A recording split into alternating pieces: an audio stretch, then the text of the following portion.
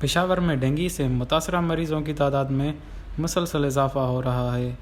Reports کے مطابق پشاور کے تینوں تدریسی اسپتالوں لیڈی ریڈنگ، خیبر ٹیچنگ اور حیات آباد میڈیکل کمپلیکس میں ڈینگی سے متاثرہ مریضوں کے لیے بیڈ مختص کیے گئے ہیں، جہاں ڈینگی سے متاثرہ 50 سے زیادہ مریض زیر علاج ہیں۔ محکمہ صحت کی رپورٹ کے مطابق پشاور میں مجموعی طور پر ڈینگی کے 7000 سے زیادہ کیس رپورٹ ہوئے ہیں۔ صوبے کے مختلف اضلاع کی نسبت پشاور میں ڈینگی سے متاثرہ مریضوں کی تعداد سب سے زیادہ ہے۔ صوبے میں مجموعی طور پر ڈینگی سے متاثرہ مریضوں کی تعداد 18,000 سے تجاوز کر چکی ہے، جبکہ ڈینگی سے 15 افراد جاں بحق ہو چکے ہیں۔